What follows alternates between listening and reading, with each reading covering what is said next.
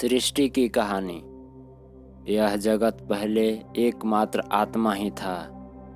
आत्मा के अतिरिक्त वह और कुछ भी नहीं था। उस परम आत्मा ने विचार किया, क्या मैं लोकों को उत्पन्न करूं?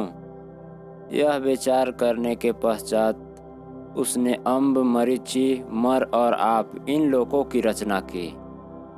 जल को धारण करने वाला अम्ब नाम का लोक स्वर्ग से परे है। स्वर्ग से नीचे जो अंतरिक्ष लोक है, उसका सूर्य की किरणों से संबंध होने से वह मरीचि नाम से प्रसिद्ध है। जिस लोक में कोई भी प्राणी जन्म लेने के बाद अमर नहीं रहता, वह मर नामक लोक यही पृथ्वी लोक है।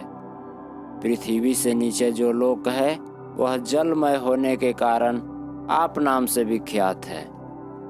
उसने सोचा, इन लोगों की सृष्टि तो मैंने कर दी, परंतु इसका कोई रक्षक न होने से ये नष्ट हो जाएंगे। इसलिए इनकी रक्षा के निमित्त लोकपालों की सृष्टि होनी चाहिए। यह विचार कर उसने जल आदि पंचभूतों से विराट पुरुष की रचना की और उसमें चेतना का संचार कर दिया। उसने उस विराट पुरुष के संबंध में अपने विचार को केंद्रित किया। उसके संकल्प करने से पक्षी का अंडा फूटने के समान उस पुरुष का मुख फूटकर निकला। मुख में से वाणी निकली, वाणी से अग्नि और नाक से दोनों नथुने निकले। नाक में से प्राण और प्राण में से वायु निकला। आँखों के 2 गोलक निकले और उन गोलक में से 2 चक्षु उत्पन्न हुए। चक्षुओं से सूर्य निकला। काने से 2 छिद्र निकले और उन छिद्रों में से कर्मेंद्रिय निकला। कर्मेंद्रिय से दिशाएं उत्पन्न हुई। चर्म उत्पन्न हुआ। चर्म में से रोम और रोम में से औषधियाँ और वनस्पतियाँ उत्पन्न हुई। हृदय उत्पन्न हुआ। हृदय से मन और मन से चंद्रमा निकला। नाभि उत्पन्न हुई। नाभि से अपान वायु और अपान वायु से मृत्यु की उत्पत्ति हुई। लोकपालों के रूप में रचे गए अग्नि आदि देवता इस विशाल संसार सागर में गिरे। उन्हें परमात्मा ने भूख और प्यास से युक्त किया। उन्होंने सृष्टिकर्ता परमात्मा से कहा, हमारे लिए यह ऐसे आकार की रचना कीजिए जिसमें स्थिर हो, हम अन्न खा सकें। सृष्टा ने जब देवताओं की इस तरह की बात सुनी तो उसने उसके आगे गाय के आकार सा एक पिंड लाकर रख दिया। देवताओं ने उस पिंड को देखकर कहा, यह हम लोगों के लिए उपयुक्त नहीं है। सृष्टा ने उसके बाद घोड़े के आकार का एक पिंड उन लोगों के आगे लाकर खड़ा कर दिया। उसे देखकर देवता बोले, यह भी हम लोगों के लिए उपयुक्त नहीं है। तब सृष्टा ने उसके आगे मनुष्य के आकार का एक पिंड लाकर रख दिया। उसे देखकर देवता कहने लगे, यह परम सुंदर है। सृष्टा ने उनसे कहा, तुम इस पुरुष के भीतर अपने अपने योग्य स्थानों में प्रवेश करो। यह सुनकर अग्नि ने वाणी रूप होकर मुख में प्रवेश किया। वायु ने प्राण रूप होकर नाक के दोनों नथुनों में प्रवेश किया।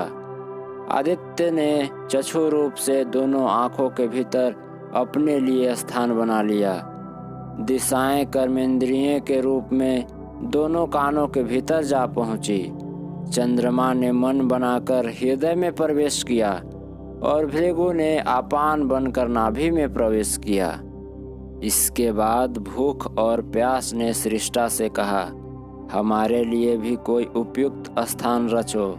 सृष्टा बोला, मैं इन्हीं देवताओं के साथ तुम्हारे रहने की व्यवस्था करता हूँ। तुम्हें इन्हीं के साथ भाग पाने वाला बनाता हूँ। इस कारण जिस किसी भी देवता के उद्देश्य से हविष्यान अर्पित किया जाता है, भूख और प्यास उसके साथ भाग लेने वाले होते हैं। उसके पश्चात परमात्मा ने सोचा, मैंने जब इन सब लोकों और लोकपालों की रचना की है, तो मुझे इसके लिए अन्न की सृष्टि करनी चाहिए।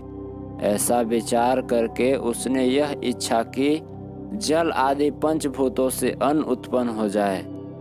परमात्मा की इस इच्छा से अन्न रूप चर और अचर मूर्तियां उत्पन्न हुई, अर्थात मनुष्य के समान जो प्राणी धान्य आदि खाकर जीवन धारण करते हैं उनके लिए अचर, और जो हिंसक जीव प्राणियों के भक्षण करके जीते हैं उनके लिए चर, जैसे मकड़ी के लिए मक्खी, बिल्ली के लिए चूहा आदि की उत्पत्ति हुई।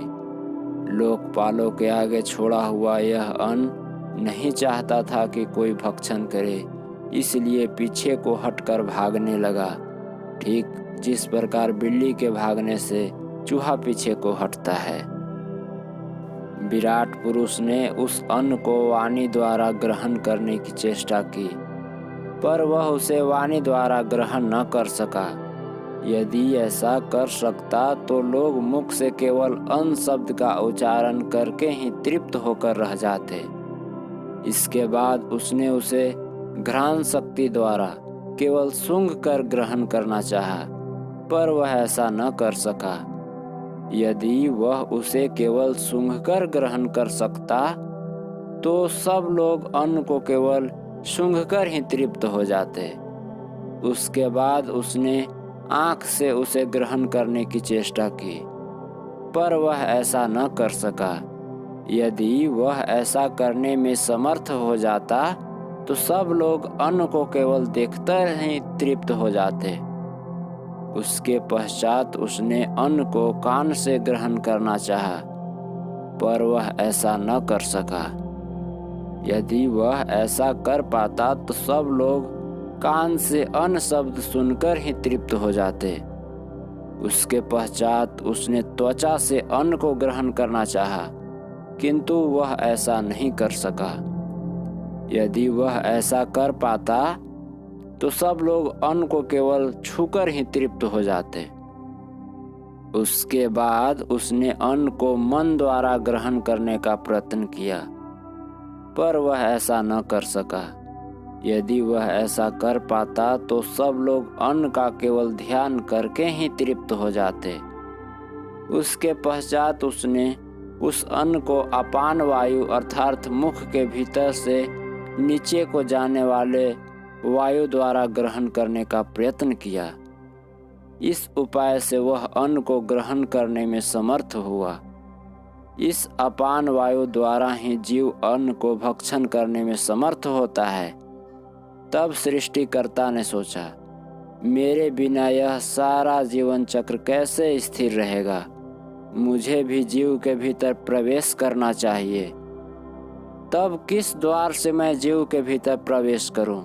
साथ ही उसने यह भी विचार किया, जब वाणी बोलने में समर्थ है, घ्राणेंद्रिय सूंघने की शक्ति रखती है, कान सुन लेते हैं और त्वचा स्पर्श करने में समर्थ है, मन विचार कर लेता है, अपान वायु भक्षण कर सकता है, तो मेरे लिए कहाँ स्थान रह गया है। यह विचार करके उसने सिर के 2 भागों करने की सीमा रेखा को चीरकर मस्तिष्क में प्रवेश किया। यह विदति नामक ब्रह्मानंद रूपी द्वार आनंद को अनुभव करने वाला है।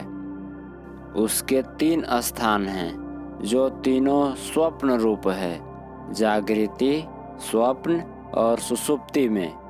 जीव की ये 3 अवस्थाएं होती है, पर जागृत अवस्था में भी ज्ञान रहित जीव एक प्रकार के स्वप्न में ही विचरण करता रहता है। इस कारण तीनों अवस्थाएं स्वप्न के समान ही बताई गई है। उसके समस्त प्राणियों के शरीर के भीतर प्रवेश करके मैं मनुष्य हूँ, मैं पशु हूँ, मैं सुखी हूँ, मैं दुखी हूँ, इस प्रकार अनुभव करके उसने सब प्राणियों के साथ अपने तादात्म्य का अनुभव किया। उसने प्राणियों के शरीर में अपने से भिन्न किसी को नहीं माना और अपने को ही आकाश के समान व्यापक विश्वात्मा के रूप में देखा और कहने लगा, मैंने अपनी इस सारी सृष्टि में अपने ही स्वरूप का दर्शन किया है। मैंने इसको इदम भली भांति देख लिया है। इस कारण परमात्मा का नाम इदंद्र इसको इस विश्वव्यापी के रूप को देखने वाला हुआ। इसी नाम को परोक्ष रूप से इंद्र कहते हैं, क्योंकि प्रत्यक्ष रूप से उस महामहिम अनादि पुरुष का पूरा नाम लिया जाना उचित नहीं समझा जाता।